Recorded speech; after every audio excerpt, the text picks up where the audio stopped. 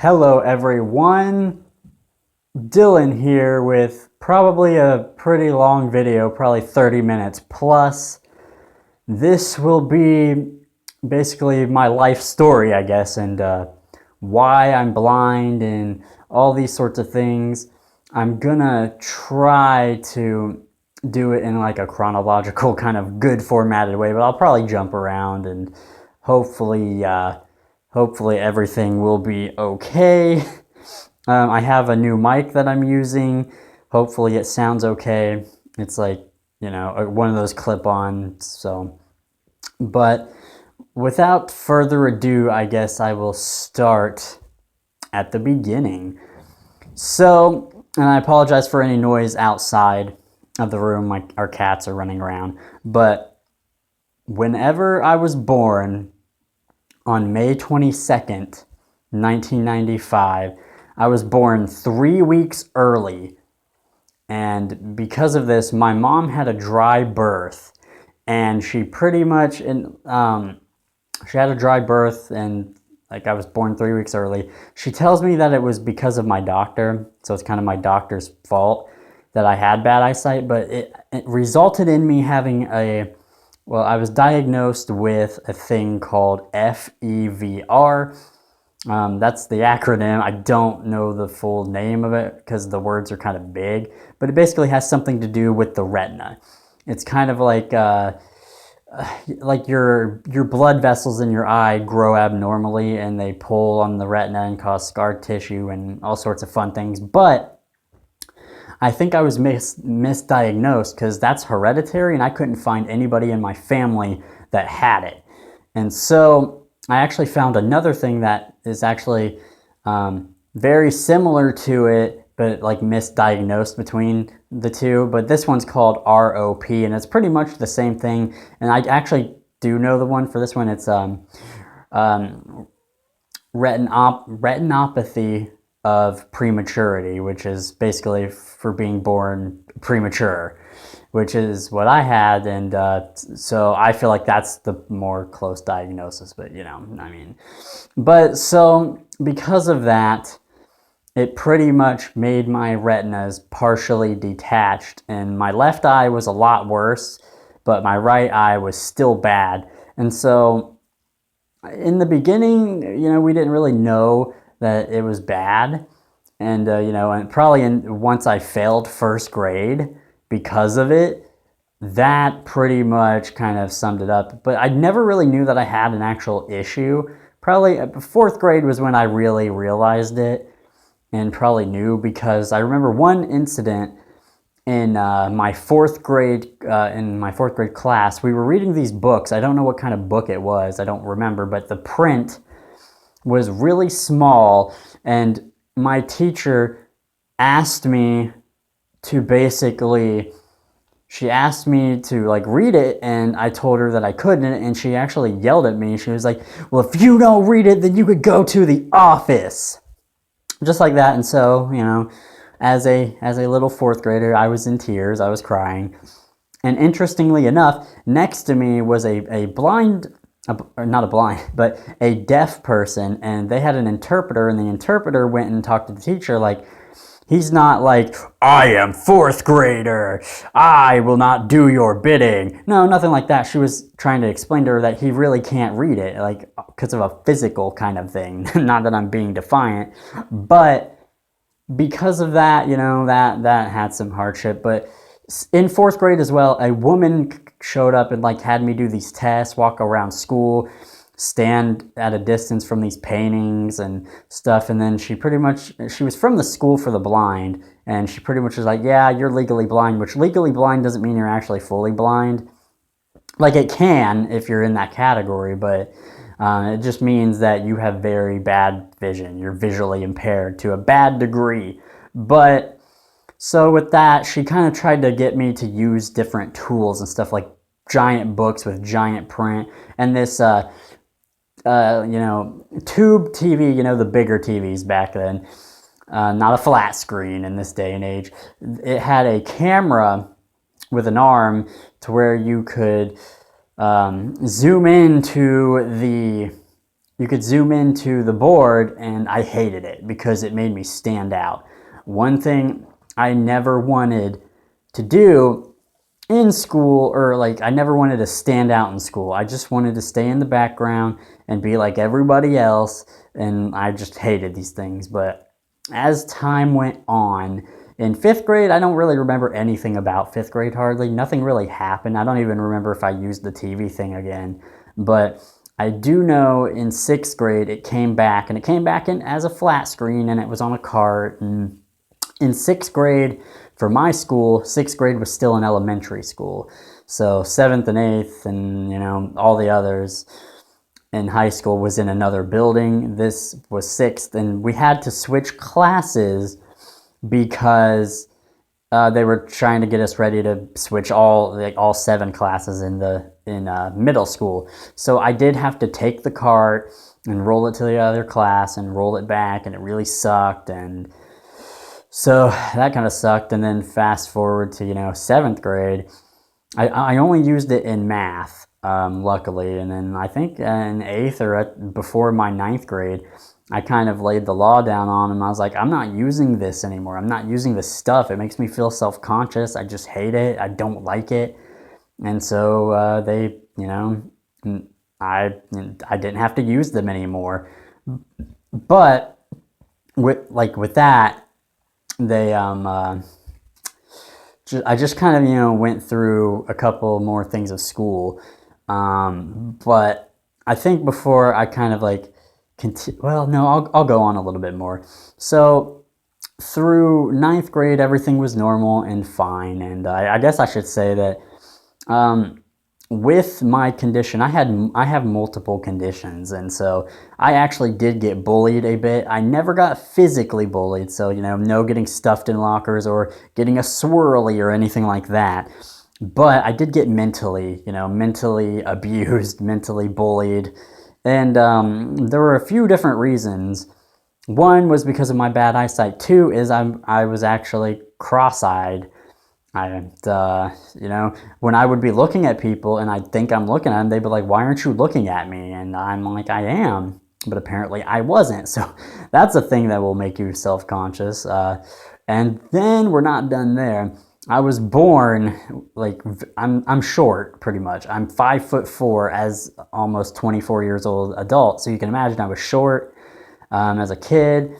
I was scrawny, weak, wimpy, all those things. And to boot, in about when I was 9 or 10, I got diagnosed with a tic. It's basically a form of physical Tourette's where I actually have a little bit of a twitch. I have a good bit in my shoulders, and it can be in my hands and arms and neck, kind of in those areas. I did have some caffeine, so it kind of flares up a little more when I have caffeine, but I'm in most control of it for the most part. But so mix all those things together, and yeah, I was a target to be bullied. But you're born with what you're born with, and you got to make the best of it. But so with that, 9th grade, nothing really happened. And then I was really bad at algebra, I'll say that. And I ended up actually going to online school for my 10th grade.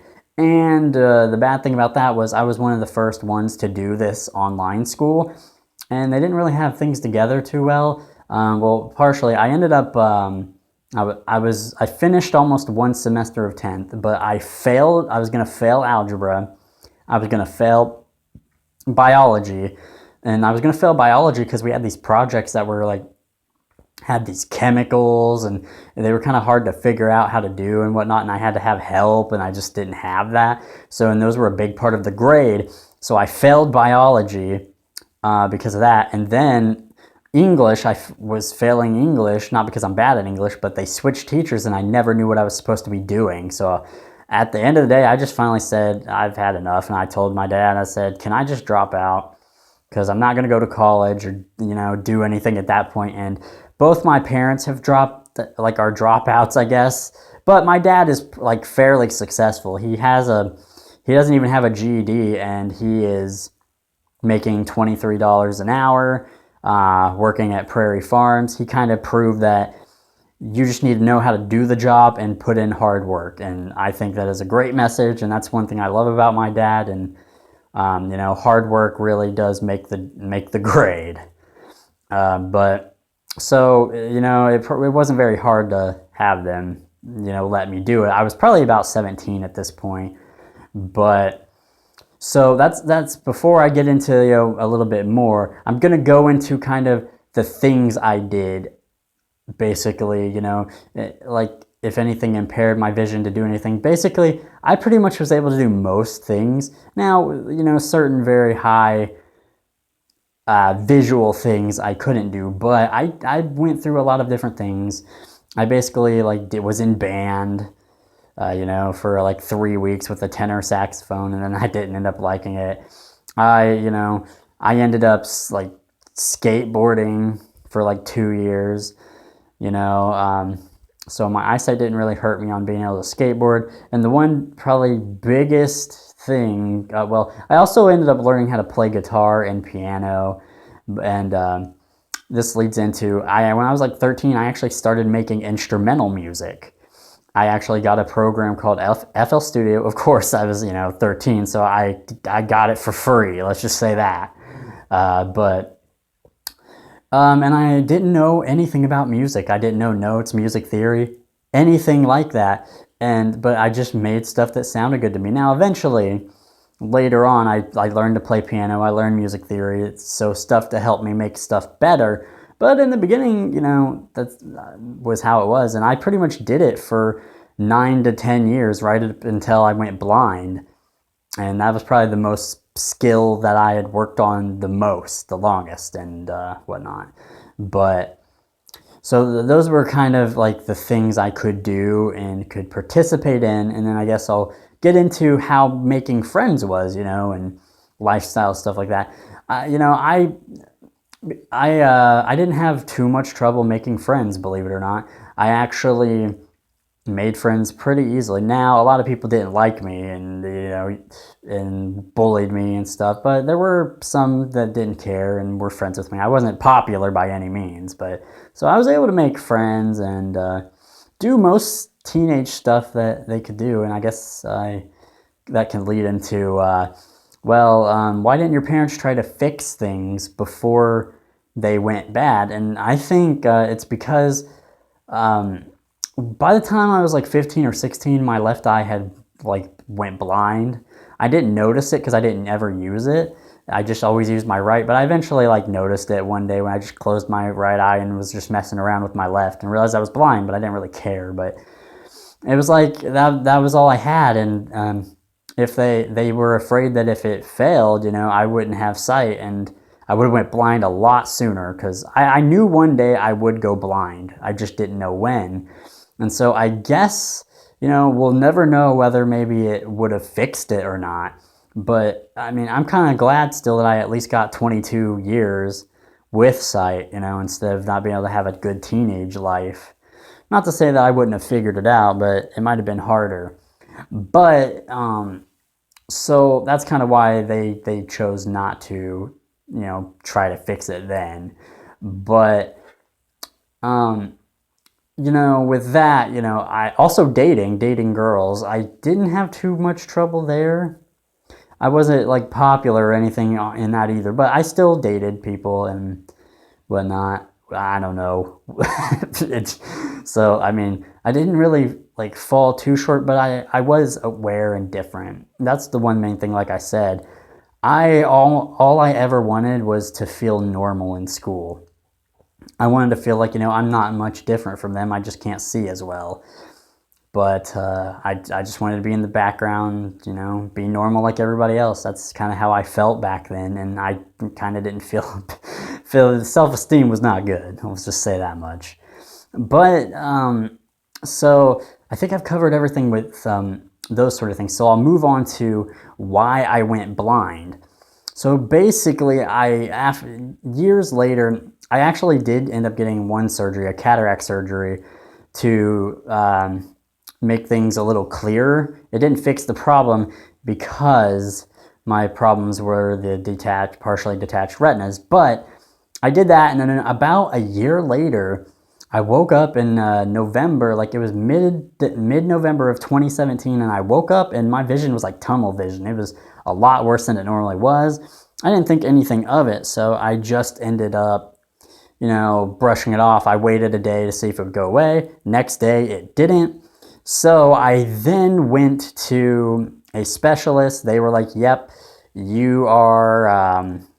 Your retina has torn and you're gonna go blind. You should get the surgery. Now, for a second, I decided I wasn't gonna do the surgery because I was like, I just was tired of fighting with this. I just wanted to let it be, let it do its thing. But she convinced me to do it, so I ended up doing it. But the thing was, I went to see this specialist an hour away. He was going to be the surgeon that did it, and he said I had 2 tears in my retina. But the thing was, I got kind of screwed a little bit because they took like 2 or 3 weeks to get me in. Like they had trouble with my Medicaid, my insurance, because I was on disability and healthcare at that point.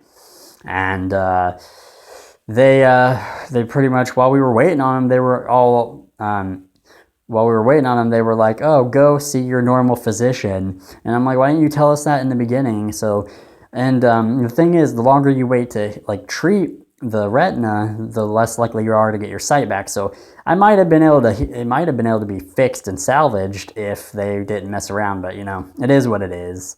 But so fast forward, when I actually went fully blind, I kind of count December 6th because that's when I had my retina surgery. So I have my retina surgery, and there was a second part to this, a second problem, but they put me under in the surgery, by the way. I wasn't awake for it. It was like a 3-hour surgery. But before the surgery, I had something happen that I don't know if people will know what it is, but it's called high eye pressure. And basically my eye was like had pressure and all that from something, and it ended up making pain in like the right part of my head. Like it made a lot of pain, like headache, and also not only that, but it made me nauseous, like throw up nauseous. And so I still had it after my retina surgery. So I was at the lowest of the low. You know, you're pretty much blind. You had that surgery, your head, you know, you have this head pain, and then you would think, you know, just lay down, this nausea will go away. But when I laid down, then I got more sick, like to my stomach, and I eventually did throw up and kept throwing up, and I couldn't hold down food hardly, and I felt weak from throwing up, and I was at the lowest point. I honestly wanted my life to end at that point. That was the lowest point of my life. But thanks to my girlfriend, I did get through it, and I guess I will mention my girlfriend now. I do have a girlfriend, and I have, as you've probably like heard or seen in the videos, I have been with her for over 5.5 years, and she has helped me through things. I don't know what I would do without her, and I love her very much. But so on top of that, like I said, I had the throwing up and all that, and then I go see a glaucoma doctor, which is at the same place the retina doctor was, an hour away. And pretty much the very next day, he like had me come in for surgery to get this thing called a shunt in, and this like metal shunt helps with pressure. So I had to do basically after just 2 weeks from my first surgery with the retina, I had to have another. They knocked me out for this and put it in the corner of my eye, like of my right eye in the left corner. And one thing I have to say about the retina surgery is that they put this stuff called silicone oil in, so it keeps the retina flat. And a fun fact, I've had it in my eye for like about 1.5 years now, and I'm not allowed to lay down. If I lay down flat on my back, it'll like push on my lens in my eye, and it'll cause problems if I lay there for too long. So I'm not allowed to do that. But because of that, they weren't able to put the shunt in good spots, because the corners of the eyes, they say like they rubs, and it normally doesn't work out. Well, fun for me.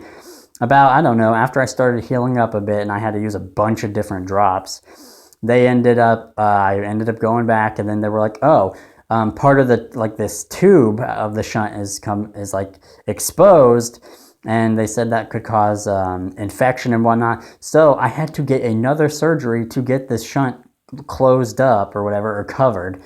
And they put me asleep again for that one. And then I wasn't done. Basically, now another part of the shunt was exposed, the metal part. So my glaucoma doctor is finally just like, we're just going to have a surgery and remove it because it's not working. And he was going to try to put it in the other side. But what I ended up doing is we decided that he would take it out and we would wait to see if my pressure would go back up. And basically, yeah, with that surgery, he actually kept me awake. And that surgery kind of sucked because I felt stabbing, stabbing pain in my eye and stuff. Like, it wasn't like excruciating, but it was pretty uncomfortable and hurt.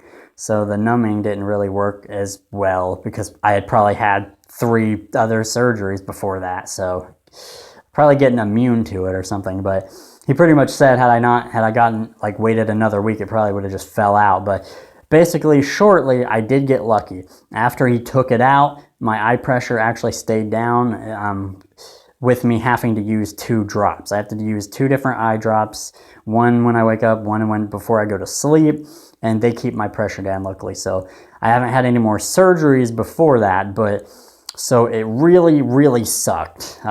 I'll just tell you that much, that going through all that sucked. I had basically 5 surgeries in total, but pretty much 4 with those. So you can imagine how down I was and really depressed.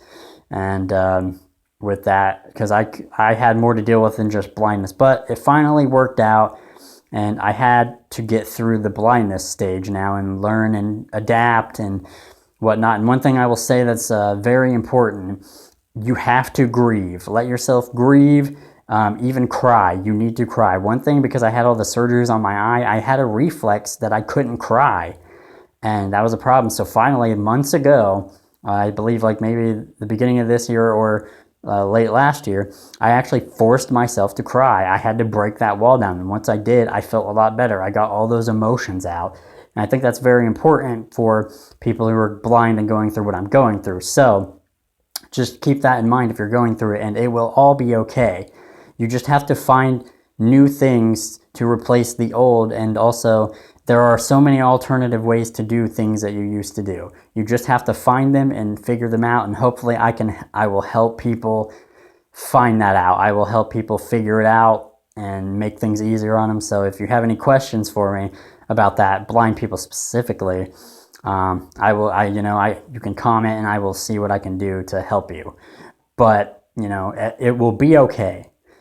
And what I think is, through and through, I have gotten stronger through this, and you just have to get stronger and adapt and get better, and everything will eventually work out. And that's my thing with this channel, like I've said, is I want to make it educational for blind people and sighted people. I also want to make it fun, entertaining, and just great so it's a win-win for everybody. And that's kind of how I feel about it. But I think I've covered everything for the most part. So I think I'm going to go ahead and end this video off. If you guys have any further questions that you want to ask me about anything about this, then comment below and I will see what I can do to answer them. But, with that, I have been Dylan. Thank you guys for watching so much. Please like the video if you liked it, and consider subscribing if you really like the video, and turn notifications on. Again, I really appreciate anybody who takes time to watch these videos. Really, really, thank you. You have no idea. But with that, I will see you guys in the next video.